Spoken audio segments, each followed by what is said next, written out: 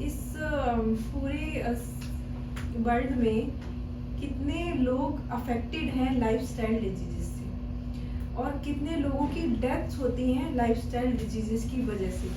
Just for हमारे lifestyle में हमने कितने बिहेवियर चेंजेस किए हुए हैं, जिसकी वजह से हमारी वर्ल्ड लेवल, ग्लोबल लेवल कितनी ज़्यादा डेथ्स हो रही हैं। आज मैं वो बताने जा रही हूँ, और इसे सुन के आपको ऐसा फील होगा कि हम क्यों नहीं इसको कम कर सकते, हम क्यों इसको कंट्रोल नहीं कर सकते। जस्ट कुछ टिप्स, कुछ डाइट में चेंज करके, और जस्ट कुछ फिजिकल एक्टिविटी बढ़ा के हम इन सबको क्योर कर सकते हैं। तो हम जानेंगे कि पूरे वर्ल्ड लेवल पर 71% लोग लाइफस्टाइल डिजीज से पर ईयर डेथ परसेंटेज हमारी है।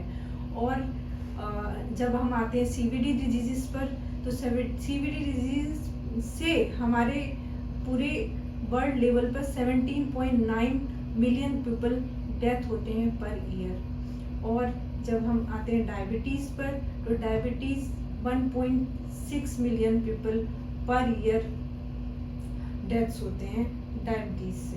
एंड रिस्पिरेटरी फेलियर से per year 3.9 million people per year deaths होते हैं। और जब हम आते हैं कैंसर, सबसे भयानक बीमारी है जिसकी वजह से आजकल कम से कम 9 million people per year deaths होते हैं। इन स्टडी 2021 में ये सारी डेथ रेट इंक्लूडेड हैं, जो मैं आपको स्क्रीन पर भी दिखाऊंगी। तो ये कितना भयानक रिजल्ट है, कितना भयानक आपको सुनने में लग रहा है, कितना स्कैरी है, जो आपके फ्यूचर के लिए है, आपके आने वाली जनरेशन के लिए है। आप उन तक ये बीमारियां पहुंचाने वाले हैं। तो क्यों ना आप अपनी ही लाइफ में कुछ 3-4 मेजर चीज़ें, जो आप मेजर फैक्टर्स हैं, जो आपको रिस्क फैक्टर्स हैं, जो आपको अपनी लाइफ में ऐड करने हैं, जिससे आप उनको कंट्रोल कर सकते हैं। जैसे कि डाइट सबसे मेन फैक्टर है, जो आप जानेंगे कि उसमें क्या चीज़ें आपको खानी है, क्या चीज़ें आपको नहीं खानी है। और इसके अलावा बॉडी वेट मेंटेन करके इन सब डिजीज़ को आप कम कर सकते हैं। इस दूसरा फैक्टर है कि आप अपनी फिजिकल एक्टिविटी का लेवल बढ़ाकर भी इन डिजीज़ को कम कर सकते हैं।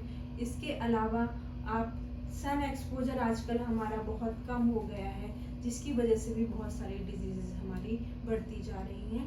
तो इसको भी हमें बढ़ाना चाहिए। इसके अलावा आजकल स्मोकिंग एंड अल्कोहल अब्यूजिंग बहुत ज़्यादा हो रही है। तो ये बहुत एक सीरियस टॉपिक है, जिसको इसके बारे में हमें सोचना चाहिए। आजकल ट्रेंडिंग में है ये कि ये पी रहे हैं तो इसका मतलब है कि हम बहुत अच्छे हैं, ये बहुत अच्छी हैबिट है। और जो नहीं पीता है उसको बहुत एम्बैरेसिंग फील कराते हैं। तो ये बिल्कुल भी अच्छी हैबिट नहीं है। इसको अपनी लाइफ से बिल्कुल हटा दीजिए। ये सारे नंबर्स दिन पर दिन बढ़ते ही जा रहे हैं, डेथ रेट्स बढ़ती ही जा रही हैं। और जब तक हम इन सब चीज़ों को कंट्रोल नहीं करेंगे, तब तक ये और बढ़ती ही रहेंगी। तो हमें कुछ मेन फैक्टर्स जो मैंने अभी बताए हैं, अगर हमने ये फॉलो किए तो हम अपनी लाइफ को हेल्दी बना सकते हैं। इसके अलावा कुछ स्टडीज़ में ये भी देखा गया है कि हमने जब ये सारी डाइट और फिजिकल एक्टिविटी और सन एक्सपोजर को बढ़ाया, तो उसमें हमें 24% इम्प्रूवमेंट दिखा डायबिटीज़ में, और 14% इम्प्रूवमेंट दिखा कैंसर और अदर सीवीडी डिजीज़ में, जो कि ओबेसिटी डिजीज़ में, जो कि बहुत ही हमारे लिए एक अच्छा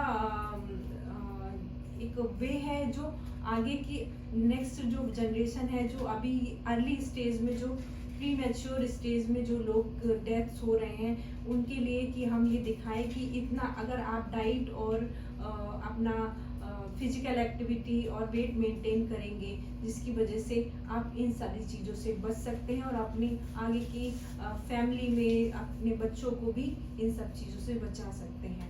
इनको भी हेल्दी हैबिट्स में हेल्दी हैबिट्स उनकी लाइफ में ला सकते हैं।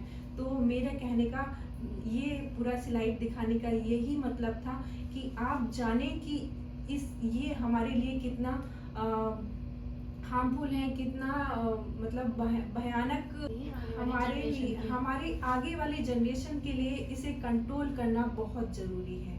तो आगे के बच्चों में ये डाइट से रिलेटेड अवेयरनेस जब तक नहीं होगी, आप में अवेयरनेस नहीं होगी, तब तक उनमें अवेयरनेस नहीं होगी। तो इसलिए आपको ये जानना ज़रूरी है कि ये कंट्रोल कैसे होंगे। और मैं आगे की स्लाइड्स में बैलेंस डाइट क्या होती है, क्या क्या फॉलो करना चाहिए और क्या क्या नहीं फॉलो करना चाहिए। बैलेंस डाइट पूरी ओवरऑल हेल्थ को इफ़ेक्ट करती है।